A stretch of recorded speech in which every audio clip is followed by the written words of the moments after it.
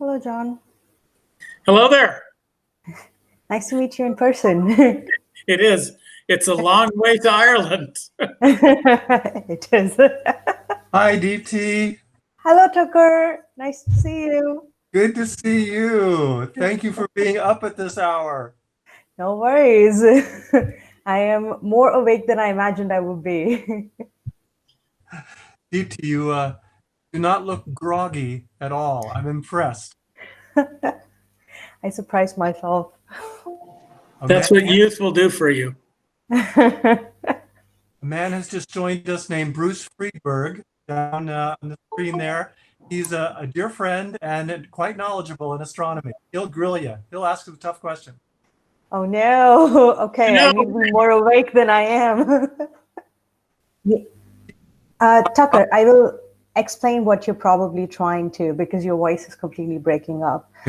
If anyone has a question, you can either type out the question in the chat window or just say, I have a question in the chat window. So that way we can keep all the questions organized and go through them one by one. Well, I'll leap in if nobody else has got something right to start. Could you expand just a little bit on how much of the universe is forever hidden to us already? Oh, I wish I knew statistically a number as to how much the universe is hidden to us.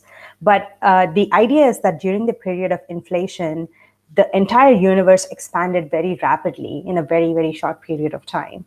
And only a small part of the inflated universe right now lies in our observable sphere. And what we mean by observable sphere is that the light from those parts of the universe is still reaching us. But because we can't prove the inflation theory, or we don't have experiments to probe that error yet, we need very sensitive experiments, which is why we're not able to tell what exactly happened during the inflation era, what was the rate of expansion, and all those kinds of questions. We don't know how much of the universe lies beyond the observable universe, but we know there definitely has to be matter and mass and volume outside our observable sphere. So I'm sorry, I don't have a quantitative answer for you. Well, I wasn't asking for precision, but I mean, is the observable universe a small portion of what we think the total is, or is it relatively large? It's a small portion. Right. But it could be large if we decide that the inflationary period had a very small rate of expansion, which is a very small off chance. In that case, it could be a small fraction, but most likely it is, in that case, it could be a large fraction, but most likely the observable universe is only a small fraction of the total universe. Deepthi, I'm back. Please forgive my absence, as the chat bar says. That's much better. Okay, yeah, it was entirely my fault. John, I apologize to you for implying it was a technical issue. And Deepthi, you missed here's my softball question. And this is just a fun one. Do you happen to know the origin of the term Big Bang? Where did that come from? And don't tell me it came from the TV show. I think it did come from, I didn't know it came from a TV show. I think it came from a journalist who just thought it would be fun to call it that. Or perhaps it came from a scientist who offhandedly mentioned it and then completely regretted it. Yeah, it is certainly a name that is stuck. Yeah. Definitely is a name that's the original idea of the expanding and contracting universe way back in the beginning, before we had the real science that. Yeah, I would say about 50 years ago, maybe not even that long back, actually. Astronomers were completely fighting with each other over the possible scenario for like the beginning of the universe and the evolution and the end. And theoretically, we could come up with all sorts of models. My professor once told me that you can, on paper, solve the theory for a bouncing universe, which is continuously like changing sizes. But unfortunately, theories are only as good as we make them up, right? And the first evidence for supporting the Big Bang theory over the steady state theory, which was that the universe is created the way we see it today, was the cosmic microwave background. The cosmic microwave background simply could not have existed if the universe wasn't a singularity at one point. And after that, all astronomers had to come around and say, yes, we have to believe that the singularity theory or the Big Bang theory is correct. So Jim has a question in the chat. Jim, you need to Jim, you yourself. want to unmute and ask it? It's an option down at the very bottom of your screen. Yeah. Can Can you hear me? Yes. Yeah. Yes. Okay, I'll read it.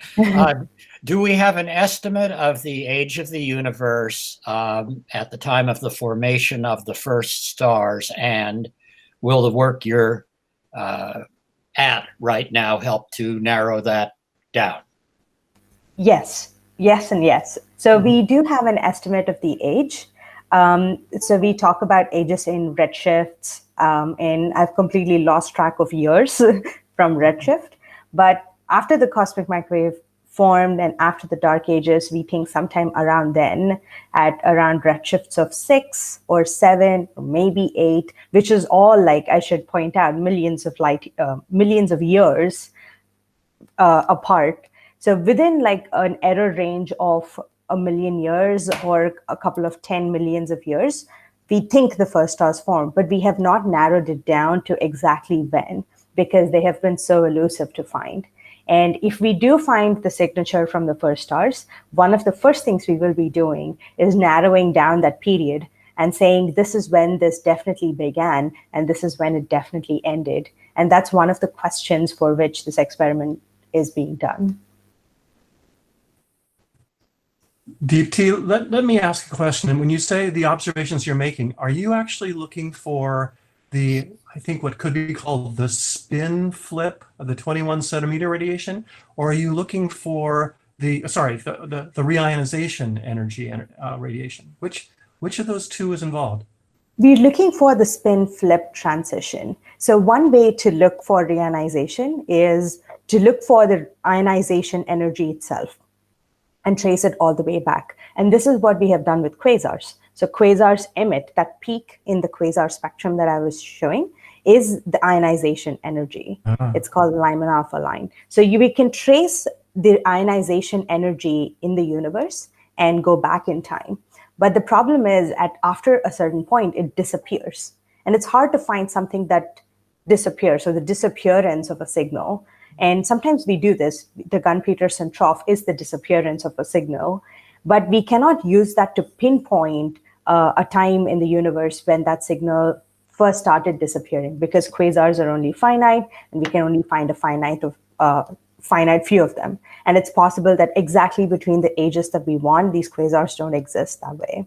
Mm-hmm. The other way around is to trace the signal that has existed over time, so has existed through the dark ages, but is depleting as it comes closer to us. So the quasar signal is going back in time and disappearing as we go back in time. And the spin flip transition that I spoke about has existed all along and disappeared as it's coming to us. So in other ways, we are looking for an anti-correlation between the two of them. But the good thing about the spin flip transition is it's everywhere, unlike quasars, which exist at pinpoints in space. So it is easy to look for the spin flip transition and study broadly how it's changing. As in, is it like the cosmic microwave background? It's easy to make a map of it and see how that map changes over time. And we can see that the spin flip transition signal slowly decreases in amplitude over time. And exactly the way it's decreasing will tell us where the first stars formed, if they formed in clusters or if they formed far apart from each other, and statistics of that sort. Thank you. I think I get it. I'm going to try unmuting myself because I have a question. Can you hear me? Yeah, Yes, Bruce. Yeah, Bruce. Okay. So Deepthi, this is a slightly different topic, but I guess I have some questions about the telescope that's building. I was wondering if you could share more information about it, when it's going to be completed, who's putting up the money for it. And I'm curious, once it's all done, I know for like the very large optical telescopes, there's a lot of competition to just get time on those telescopes. Is that a similar situation for radio telescopes as well? Okay, so I'll answer the first question, which is somebody has an open mic. I think it's still Okay, Bruce probably still had an open mic. Okay, Good. so the first question you asked is, when will this telescope get built? And finally, we want to build 350 antennas. I should probably rephrase that with a little more information. Radio telescopes can be built as one single telescope, like optical telescopes, or in lots of chunks. So when I say in lots of chunks, imagine that I'm putting together a mirror, but instead of having one uniform polished surface, I have different segments of it everywhere. So I have built one small piece of mirror here, one small piece of mirror here, one small here, and then using the different pieces of mirror, which are easier to build, I'm trying to build the cohesive big image. So we are going with the second route for this telescope because if built in one go, it'll be about 300 meters in diameter, which is very hard to build. And also building it in small chunks gives us all sorts of other advantages. So we finally want to build 350 of these chunks of the telescope, and we have so far built about 190 of them. And we hopefully, we think we'll be able to build the rest half of it in the coming year. We were hoping that it would be done this year, but because of the pandemic, everything in South Africa also shut down, and we are getting delayed by a little bit, understandably.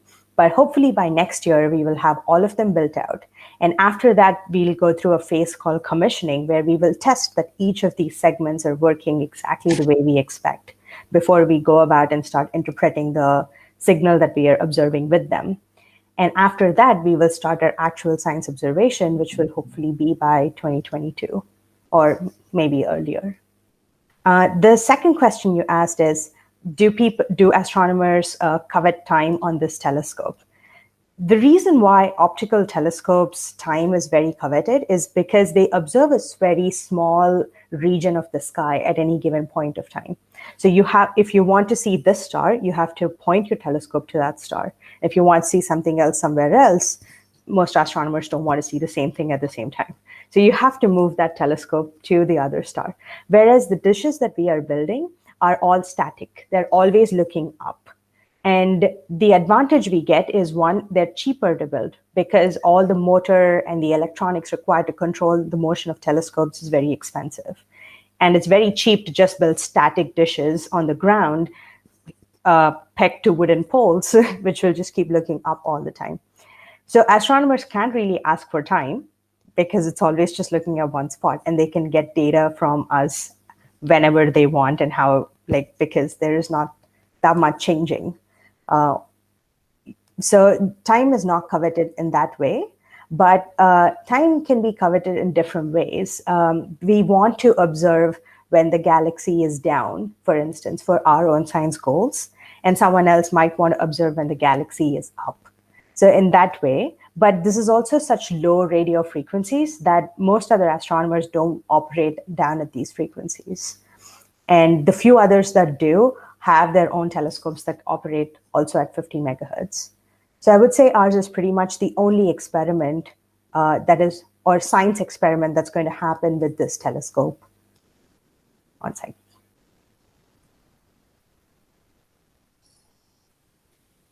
Tucker, you're muted. Sorry, thank you. Good grief. Deepthi, please excuse me for not earlier giving you a proper introduction. If I had done so, I would have told people that your background is not only in astronomy, it's actually a degree in electronics engineering. Is that right? That is right. So I wonder, would it get too technical for you to describe to us what the data actually look like from Hera? Is it an array of numbers? Are there graphs? Are there plots? Yeah, unfortunately, images from radio telescopes don't look anywhere as picturesque or pretty as images from optical telescopes. Radio telescopes are exactly like TV antennas or FM radio. So you can imagine that the signal we are seeing is very similar to an FM radio signal. So we're just getting like a stream of voltage data over time. And then we do all sorts of signal processing with this data, which is what my thesis has been all about. We take that data, we compute a spectrum from it because spectra are easier to understand than time signal data. And then we, with this spectrum, we make sure that we can build that cohesive image from all these different segments. And then we store those images. And finally, those images, which are extremely low resolution, you wouldn't be able to probably distinguish a satellite from the moon. They are that poor in resolution. We store these images and then remove all these foreground objects like the moon, like satellites around the Earth, all sorts of telephone signal, which still exists even if you go all the way to South Africa. And then try to see the epoch of reionization signal. Thank you. And all that signal processing happens on the board that I said I usually sometimes take home in my backpack, on that very small, narrow thing. So the data analysis is not done there in South Africa? It's all transported back to another university? Yes, it is. So after building these images, we transport all the data from South Africa into either the National Radio Astronomy Observatory in New Mexico or to the University of Pennsylvania, where we bought some supercomputing storage nodes. And sometimes when we get data too fast, more than our allocated rate, we end up disrupting Netflix in South Africa, which they're pretty annoyed about.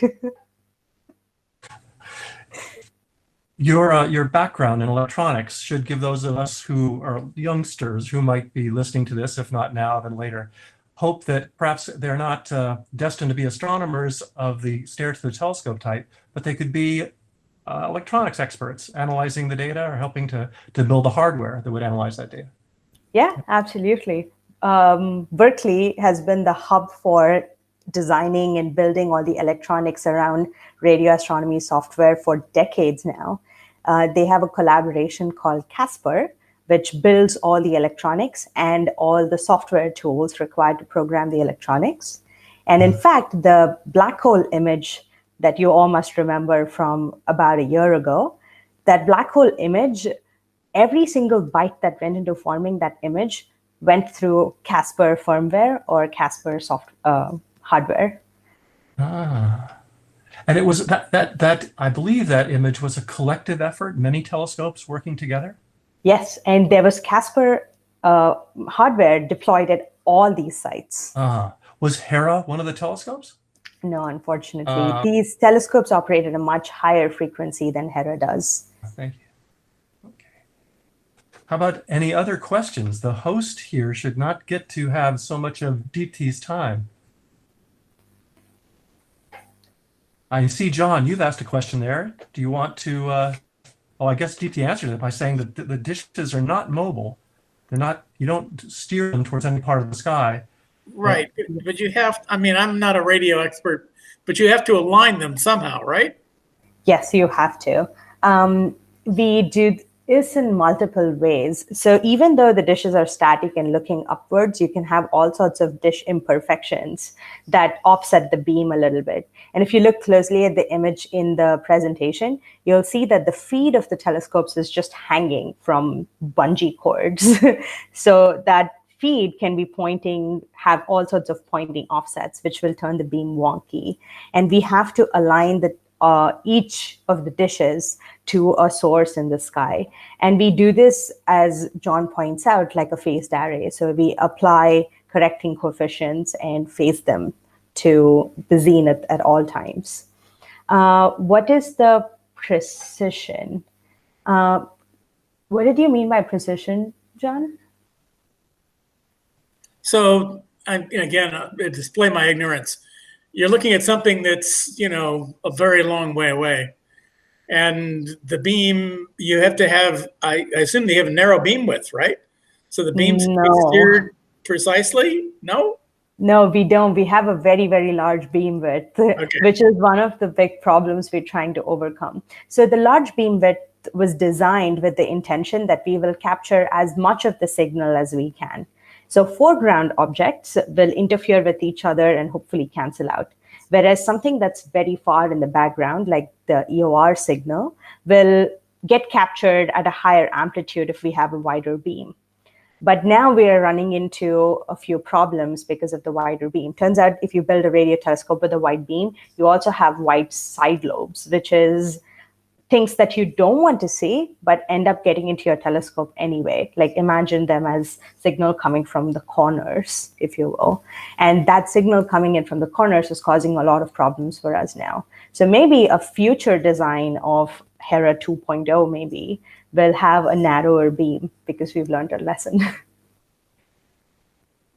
Deepthi, one of our Thank you. resident questioners might be a man named Dan Wertheimer, who's the chief scientist of the Berkeley SETI program. He's also a Wonderfest advisor and has been for 23 years, but he's currently muted and he's looking rather green. So I don't know how to persuade Dan to make himself visible or at least audible. Ooh. Oh, he's pretending. All right. Dan is my co-advisor, and I haven't seen him in a while. He would have to unmute himself. Yeah. Huh. So Dan, if you can hear us, click your little microphone at the very bottom and unmute yourself. I would think that Dan would want to listen because one of the Berkeley SETI program's strengths is using other. Just messaged and said, "I don't have a mic right now." All right. Forgive me, Dan, but I'll try to speak for him here. And that one of the Berkeley strengths in the search for extraterrestrial intelligence is to corral other telescopes, to use their signals and to do what is called commensal SETI. While some radio astronomer is busy observing some galaxy, the Berkeley SETI folks, will just listen in on the signal to see if there's anything artificial about the signal, anything that might be a telltale sign of. So far, after 30 years of this, no such signals have been found, but I imagine that the Berkeley SETI team wouldn't mind tagging along on the Hera signal. Do you think that might be allowed, or would there be a reason not for them not to want to do it? Ooh, Dan probably managed to unmute himself. You don't have a mic excuse. Well, if I I'll try to answer for Dan because we can't hear him. Insult him and the Berkeley SETI program and see. Oh, wait, I heard his. Can you guys hear me? Yes. Hi, Dan. Hey. Hi, Deepthi. Hi, Tucker. It's early in the morning for you, Deepthi. Very early. Possibility of criticizing Berkeley SETI came up. Suddenly you come to life. How nice. Do you think can the Berkeley commensal SETI team possibly use the Hera Telescope? Well, yeah. In fact, that's really interesting because the Hera Telescope is at a wavelength that traditionally nobody's ever looked at for extraterrestrials. And we don't know what wavelength, what frequency ET might be broadcasting on.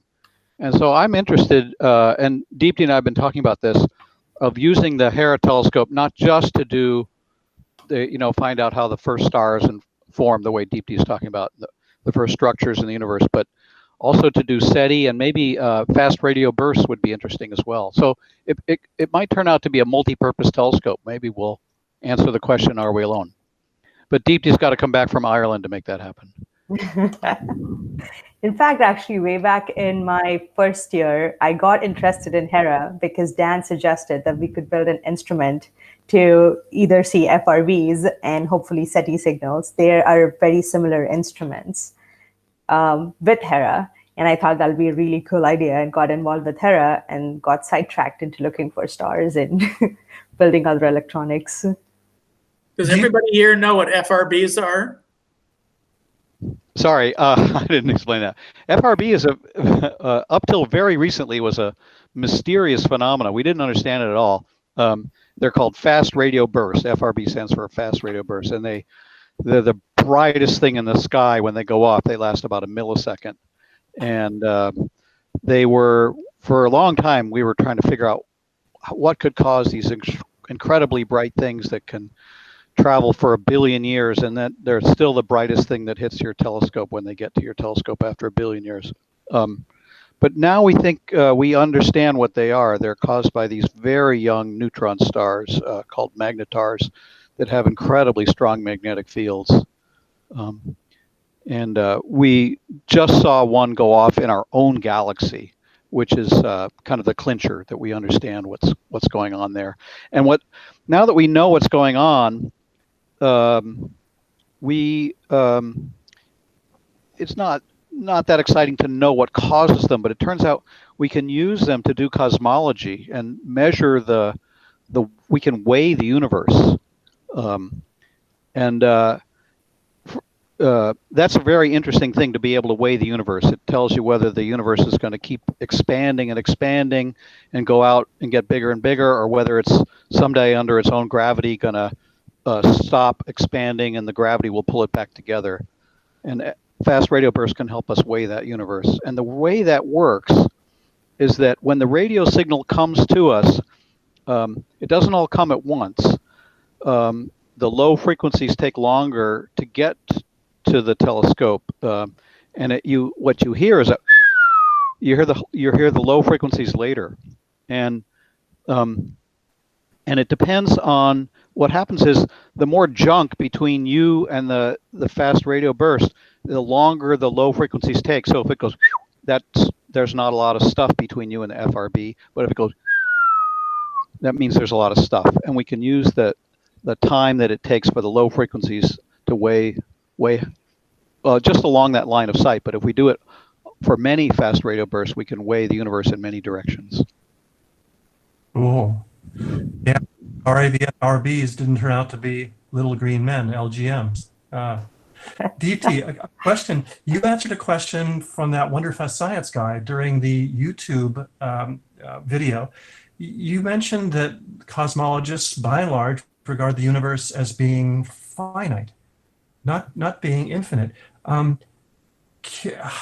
Therefore, I think one of John's questions, John Navas there, was that, do we have an estimate of the overall diameter, if you will, of the universe?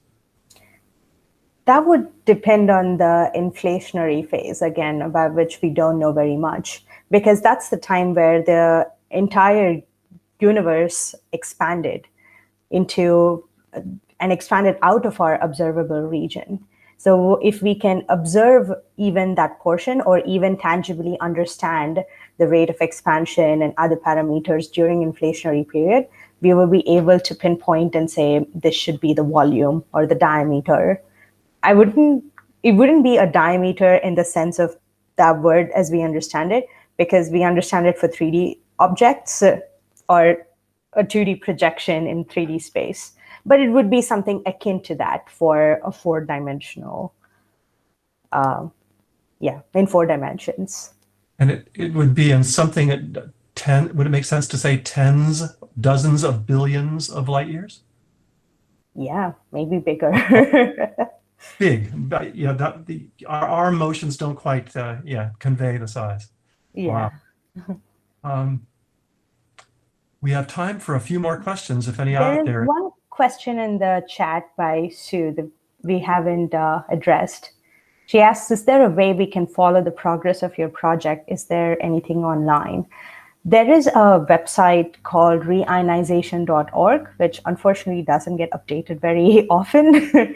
But if at all we have a detection, I'm sure something will be posted on that website. And hopefully something will be posted once we see first light. Jim asks another question. I'm just going to type out reionization.org.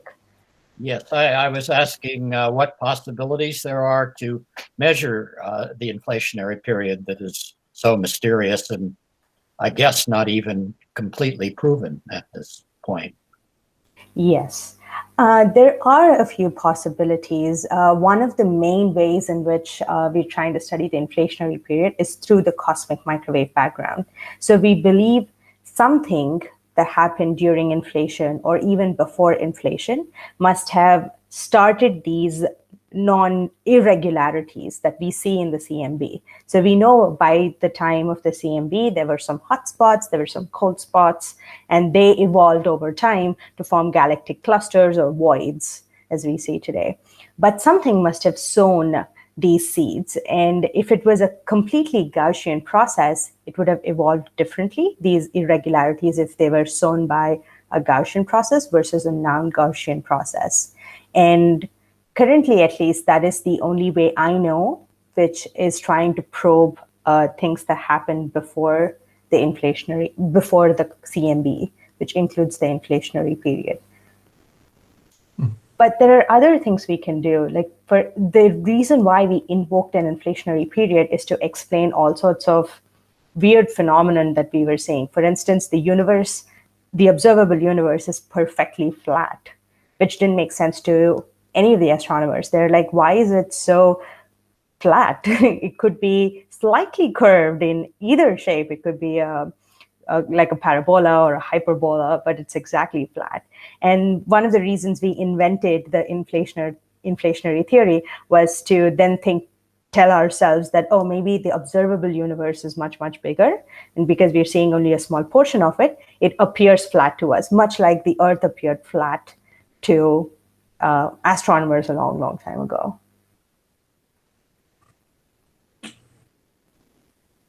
Thanks, John. Thanks for correcting that. And Deepthi, thank you for posting the reionization website. No worries. I posted the wrong thing, so I'm glad John corrected it. John, thank you for the correction.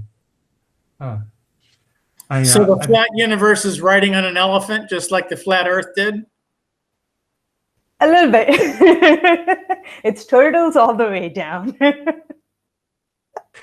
Deepthi, you are in Ireland now for scientific reasons or personal reasons? For personal reasons, mostly. There was a team here that I was hoping to collaborate with.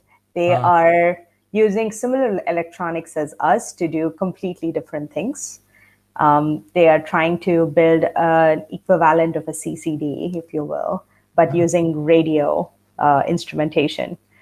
But the pandemic now just made it completely personal reasons.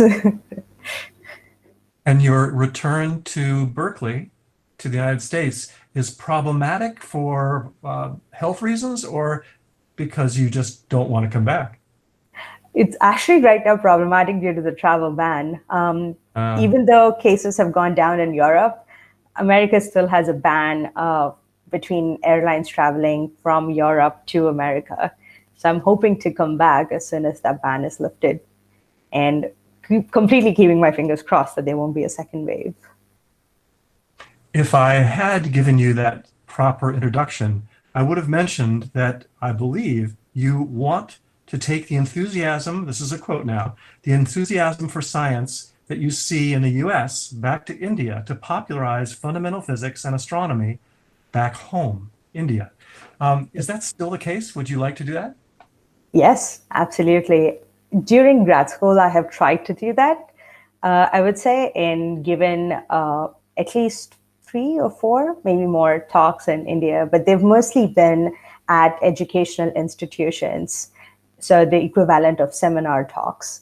And India doesn't have a very big culture of public science talks. Some institutes have tried starting this, and typically professors at that institute give a public talk either once a month or once in a few months, depending on logistical issues.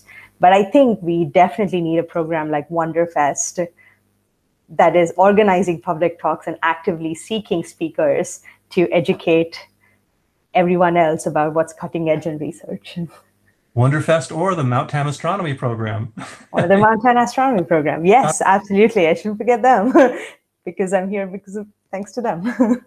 You said I wanted to know, you grew up in outside or in the noisy city of Hyderabad in South India, but your schooling was in Pilani in the state of Rajasthan. Is that right? That is right. Where would you like to return? To which area? Ooh, I think that completely depends on where I can get a good job. I really like the city of Bangalore, which is the Silicon Valley of India, I would say. And would it be a job in academia, do you think? Would you like to be ultimately a professor? That was the track I was hoping to pursue when I first started my PhD, but now I am considering other avenues as well. Since I did a lot of instrumentation during graduate school, I am also considering opportunities in national labs like the Jet Propulsion Lab or outside in industry as well. But let's see where I get to from here. I'll know in a year. Great. Let's see. Bruce Friedberg says, just want to mention, sorry, Bruce, I know you can read, but if you don't want to say it, I will.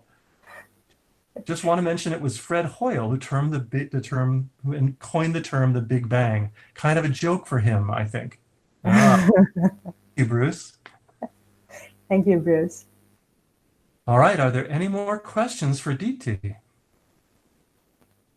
Because I like to say I'm amazed at how chipper you are at what is now 4:45, correct? Yeah. 4:45 a.m. That is right. Deepthi, thank you so much for getting up this early.